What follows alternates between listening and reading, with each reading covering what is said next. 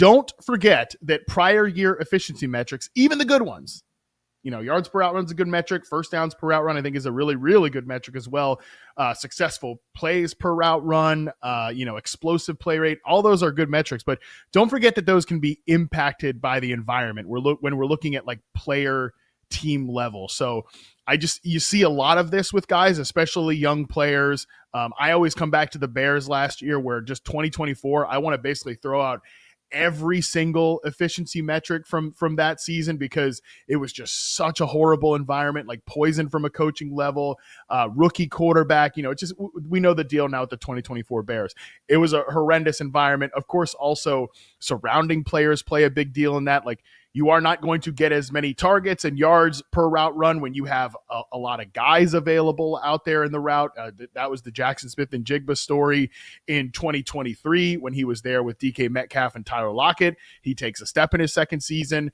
That's a lesson of that. And just generally too, like these offenses where, the quarterback takes a lot of sacks, that can impact efficiency metrics too. So don't just copy paste what happened last year from an efficiency standpoint with players, even for the good sticky metrics, and just assume like this is going to happen again this year. Like, be very, very open to kind of changes in environment. Because Daigle, like that's where when you're able to pinpoint like, okay, this unit was this way last year, but it's going to change a little bit this year. That's when you can really make some profit there.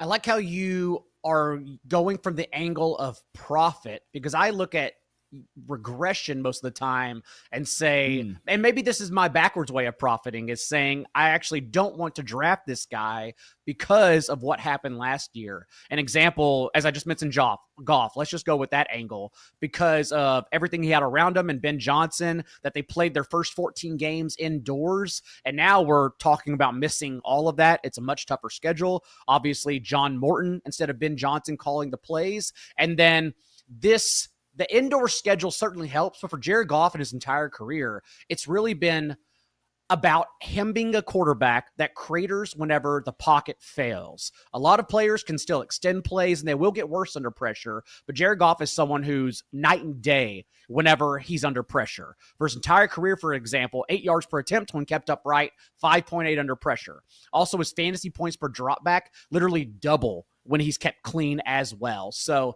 given that the Lions are now missing their entire interior offensive line, including the retirement of all-pro center Frank Ragnow, I am really worried about Detroit's offense here. And even if they are a top 10 unit, I'm questioning if they can be as elite as they have been in the past, which is definitely going to dent some ADPs, Goff included.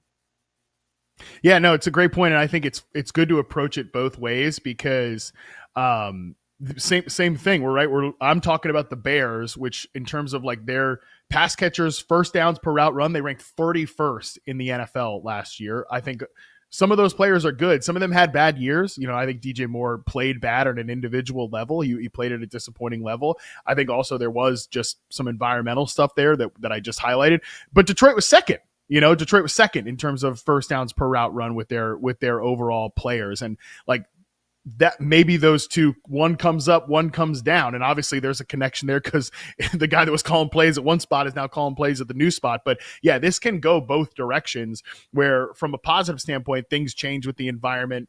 The efficiency of the players can go down. It's like, again, if Detroit in this metric finishes 10th or 11th, like, yeah, somebody is going to be disappointing in the offensive structure overall, but that doesn't mean that like the Amon-Ra St. Brown changed as a player, and I'm not really worried about St. Brown, or Jameson Williams is a different player. It's just the environmental stuff. Is there one Lion that you're kind of, besides Goff, like just because again, quarterbacks, you just take somebody else. Is there one Lion of the skill position guys that you're kind of worried about?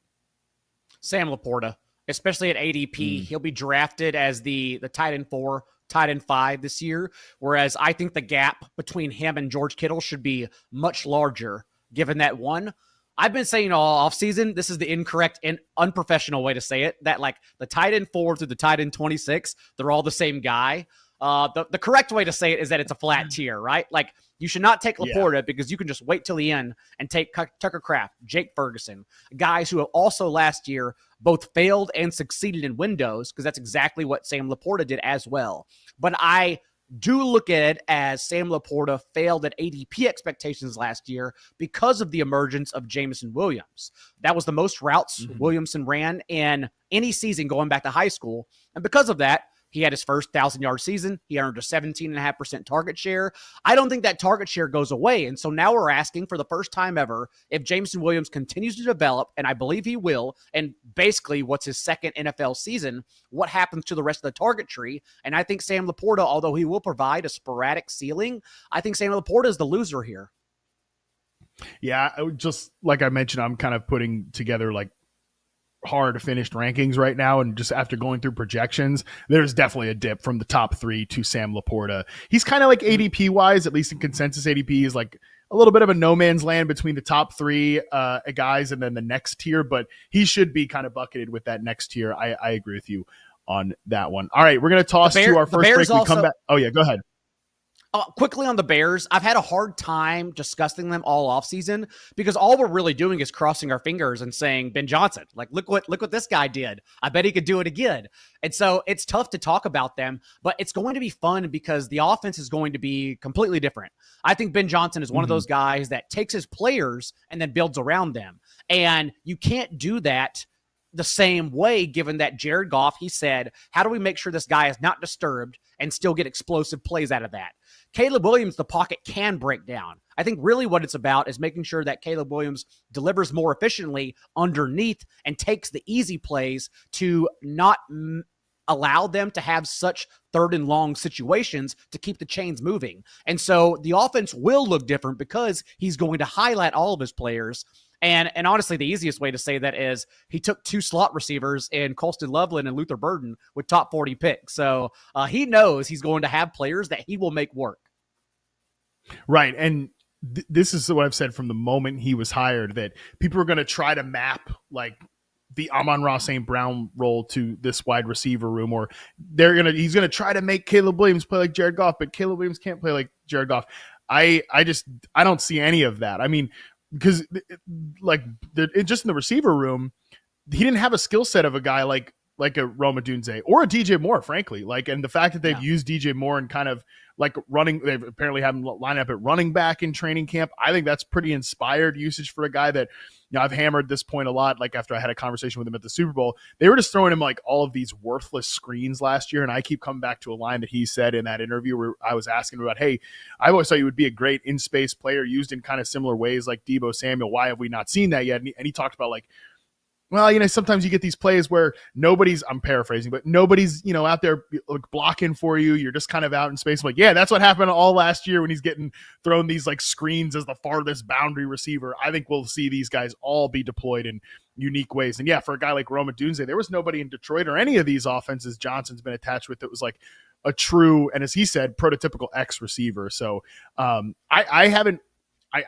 love Rome Odunze. Everybody knows that. I'm a big fan of him as a player, so I think he's going to take that second-year leap. But I also think taking Colston Loveland and Luther Burden late in drafts is something I'm going to be very, very open to doing as well.